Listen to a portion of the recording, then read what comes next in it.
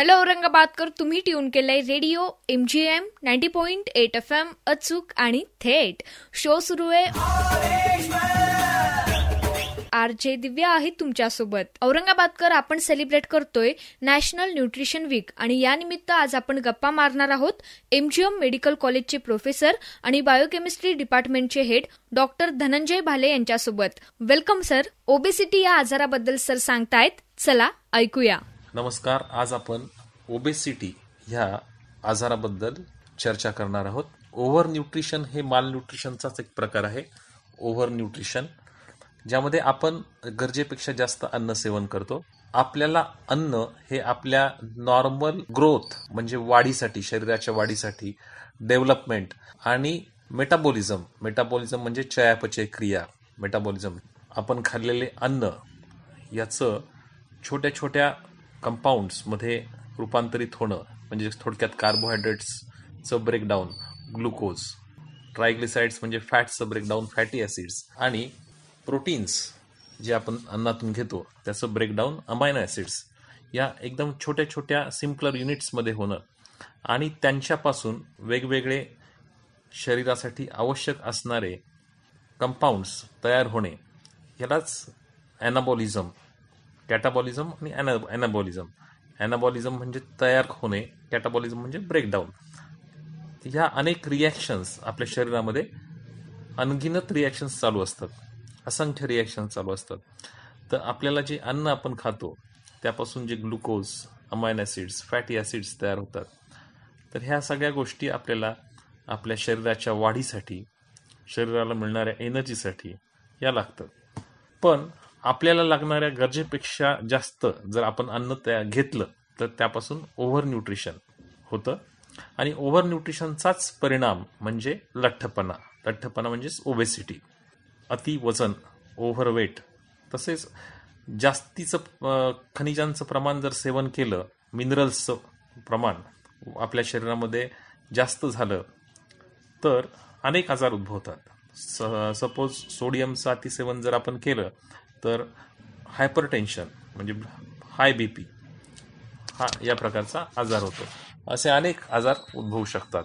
Hyper vitaminosis A, D, E, iron poisoning हे त्याचे examples आहेत. तर आपण मुख्य आजार आपण जो डिस्कस करणार आहोत तो आहे ओबेसिटी. तर अतिरिक्त अन्नाचं सेवन केल्याने ओबेसिटी किंवा लठ्ठपणा हा विकार होतो. ओबेसिटीमुळे अनेक आजार उद्भवू शकतात.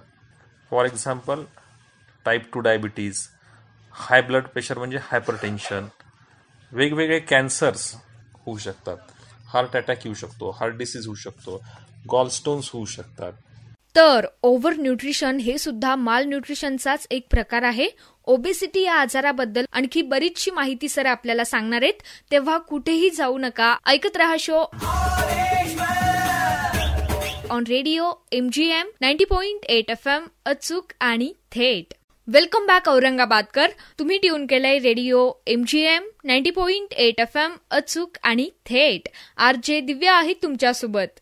औरंगाबादकर, आपण सेलिब्रेट करतोय नॅशनल न्यूट्रिशन वीक आणि या निमित्त MGM मेडिकल कॉलेजचे प्रोफेसर आणि बायोकेमिस्ट्री डिपार्टमेंटचे हेड डॉक्टर धनंजय भाले सर ओबेसिटी या आजारावर आपल्याला सांगतायत. तर सर, ओबेसिटी या आजारामुळे आपल्या शरीरावर कोणकोणते परिणाम होतात? वर्ल्ड हेल्थ ऑर्गनायझेशनच्या म्हणण्यानुसार ओबेसिटी हा जगातील सर्वात मोठा क्रॉनिक हेल्थ प्रॉब्लेम आहे. आधी लठ्ठपणा हा केवळ विकसित देशांमधील लोकांचा आजार होता असे मानले जायचे, पण आता डेव्हलपिंग, अंडर डेव्हलप्ड देशांमध्ये सुद्धा लोअर इन्कम ग्रुप असू, मिडल इन्कम ग्रुप असू, हाय इन्कम ग्रुप असू, अशा सर्व प्रकारच्या इन्कम ग्रुपमध्ये आश्चर्यकारकरित्या हा आजार बघायला मिळत आहे. एक्सेस वेट गेन, जास्तीचे वजन, हे वेगवेगळ्या रोगांना निमंत्रण देते, जसे diabetes, hypertension, heart disease, stroke म्हणजे पॅरालिसिस, संधिवात, स्लीप ॲपनिया. ओबेसिटीला आता पब्लिक हेल्थ क्रायसिस असे म्हटले जाते, ज्याच्याने क्वालिटी ऑफ लाईफ वर परिणाम होतो. तसेच हेल्थ केअर बजेट वर देखील परिणाम होतो, म्हणजेच आरोग्य सेवेवरील बजेट आपले वाढते. ओबेसिटीमुळे डायबिटीज होण्याचे प्रमाण हे 44% आहे. IHD म्हणजे इस्चेमिक हार्ट डिसीज म्हणजे हृदयविकार 23% आहे. कॅन्सरचे प्रमाण सुद्धा आता खूपच वाढले आहे. ओबेसिटीमुळे 7 ते 41% लोकांमध्ये कॅन्सर होण्याचं प्रमाण आहे. तसेच fatty liver, non alcoholic fatty liver, gall stones, संधिवात म्हणजे ऑस्टिओआर्थरायटिस, कॅन्सर, ब्रेस्ट कॅन्सर, किडनीचा कॅन्सर, इसॉफॅगसचा cancer, thyroid cancer, pancreas cancer, colon cancer हे वेगवेगळ्या प्रकारचे कॅन्सर्स ओबेसिटीमुळे होऊ शकतात. तर औरंगाबादकर, ऐकलत ना, ओबेसिटी हा किती भयंकर आजार आहे आणि याचे किती गंभीर परिणाम होतात. सरांसोबत गप्पा अशाच सुरू राहतील. तुम्ही ऐकत राहा रेडिओ MGM 90.8 FM, अचूक आणि थेट. Welcome back Aurangabadkar. तुम्ही ट्यून केलंय रेडिओ MGM 90.8 FM, अचूक आणि थेट. RJ दिव्या आहे तुमच्यासोबत. औरंगाबादकर, आपण सेलिब्रेट करतोय नॅशनल न्यूट्रिशन वीक आणि या निमित्त MGM मेडिकल कॉलेजचे प्रोफेसर आणि बायोकेमिस्ट्री डिपार्टमेंटचे हेड डॉक्टर धनंजय भाले सर ओबेसिटी या आजाराबद्दल आपल्याला सांगतायत. तर सर, ओबेसिटी या आजारामुळे आपल्या शरीरावर किती गंभीर परिणाम होतात हे तर तुम्ही सांगितलंच, पण ओबेसिटीचं निदान कसं केलं जातं याबद्दल आम्हाला सांगा. तर कॉमनली आपण ओबेसिटीचं निदान करण्यासाठी बॉडी मास इंडेक्स हा फॉर्म्युला वापरतो. बॉडी मास इंडेक्स सोडून वेस्ट हिप रेशो सुद्धा आपण वापरतो, पण कॉमनली बॉडी मास इंडेक्स हा वापरला जातो. WHO म्हणण्यानुसार बॉडी मास इंडेक्स 18.5 ते 24.9 जर असेल तर त्याला नॉर्मल वेट असं पकडलं जातं, म्हणजेच हेल्दी वेट.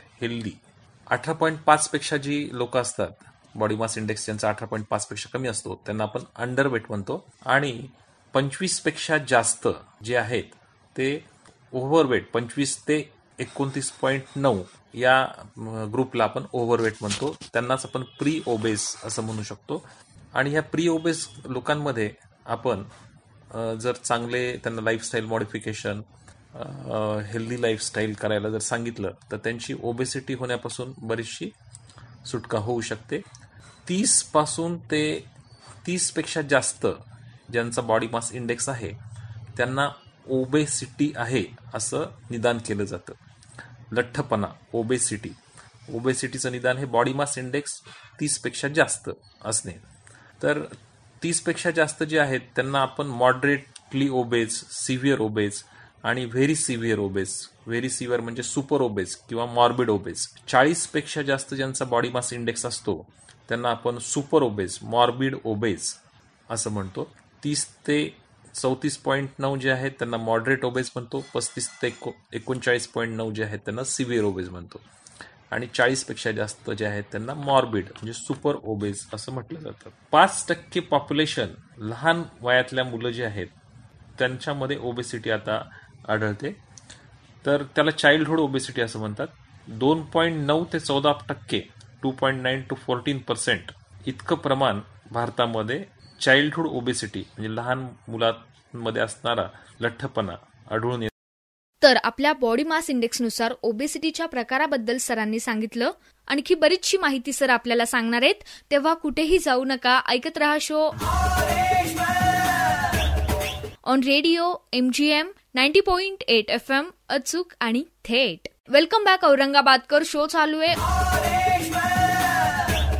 तुम्ही ऐकताय रेडिओ MGM 90.8 FM, अचूक आणि थेट. RJ दिव्या आहे तुमच्यासोबत. औरंगाबादकर, आपण सेलिब्रेट करतोय नॅशनल न्यूट्रिशन वीक आणि या निमित्त MGM मेडिकल कॉलेजचे प्रोफेसर आणि बायोकेमिस्ट्री डिपार्टमेंटचे हेड डॉक्टर धनंजय भाले सर ओबेसिटी या आजाराबद्दल आपल्याला सांगतायत.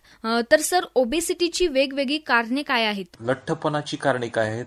तर जास्तीचं खाणं, आपल्या शरीराच्या गरजेपेक्षा जास्तीच्या कॅलरीज घेतल्याने, प्रमाणाबाहेर खाल्ल्याने, टेस्टी लागते म्हणून जास्त खाण्याने वजन वाढू शकतं. जंक फूड, तळलेले अन्नपदार्थ यांचं जास्त सेवन केलं तर प्रमाणाबाहेर आपलं वजन वाढू शकतं.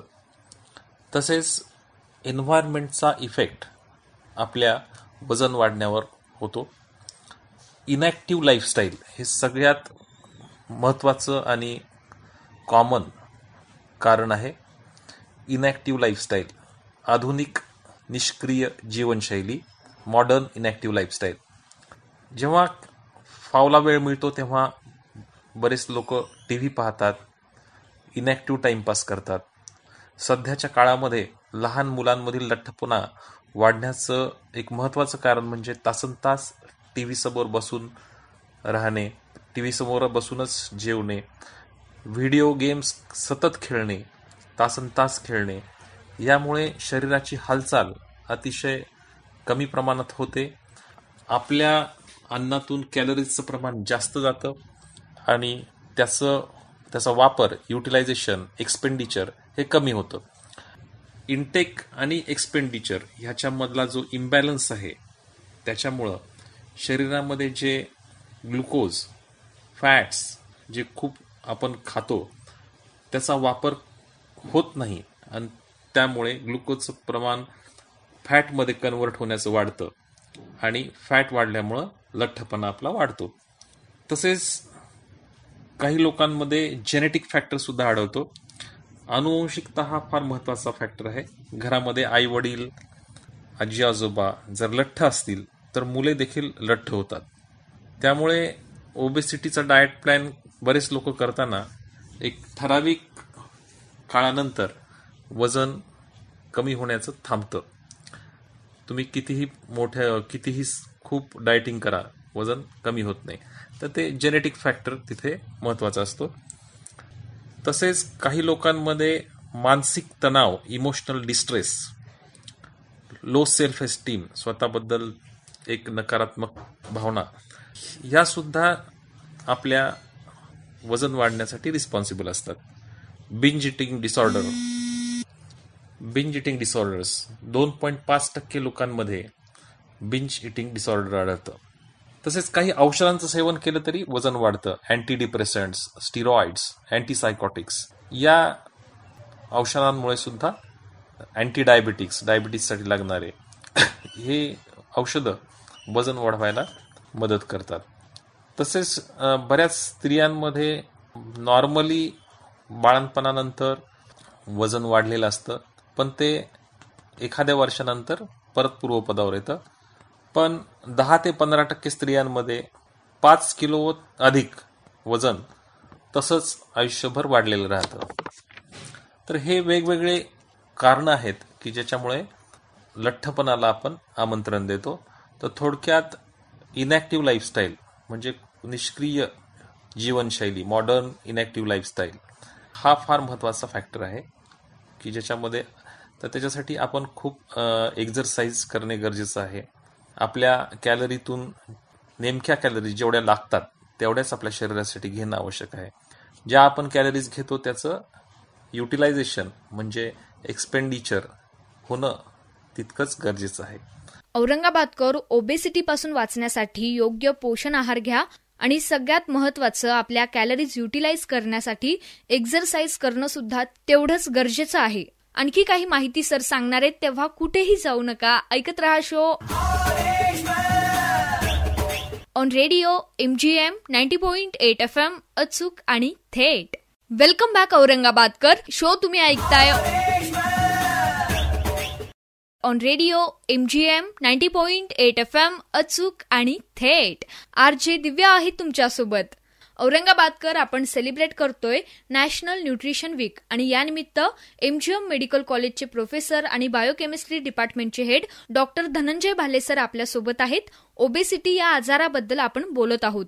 तर सर, ओबेसिटी असणाऱ्या पेशंट्सनी डाएट मॅनेजमेंट कसं केलं पाहिजे? ओबेसिटी मध्ये आपण पेशंट्सला सांगतो की कमी खा आणि जास्त व्यायाम करा, एक्सपेंडिचर तुमच्या एनर्जीचं जास्त व्हायला पाहिजे, हे आपण सतत पेशंटला सांगतो. पण हे सांगून सुद्धा वजन कमी करणं इतकं सहजासहजी शक्य होत नाही. त्याला अनेक फॅक्टर्स असतात की जे आपल्याला त्यांची काळजी घ्यावी लागते आणि त्या सगळ्या फॅक्टर्सच्या माध्यमातून आपण ओबेसिटीवर मात करू शकतो. तर फोकस ऑन गोल्स, आपल्याला पहिल्यांदा आपलं ध्येय निर्धारित करणं गरजेचं आहे. पेशंट्सला ध्येय महत्वाचं आहे. मला 6 महिन्यामध्ये 5 ते 10 किलो वजन कमी करायचे आहे. महिन्याला 1 ते 2 किलो वजन कमी करणं हे माझे टार्गेट आहे. असा फोकस, असा गोल निर्धारित करणं गरजेचं आहे. सेकंड इज महत्वाचं दुसरं की plan meals and activity. Obesity हा रोग नुसता डाएट कंट्रोल केल्याने नष्ट होत नाही. त्याच्यासाठी आपल्याला फिजिकल ॲक्टिव्हिटी, एक्झरसाइज ही अत्यंत गरजेची आहे. त्याच्यामुळं दुसरा महत्त्वाचा मील प्लॅन्स आणि ॲक्टिव्हिटी प्लॅनिंग हे करणं गरजेचं आहे.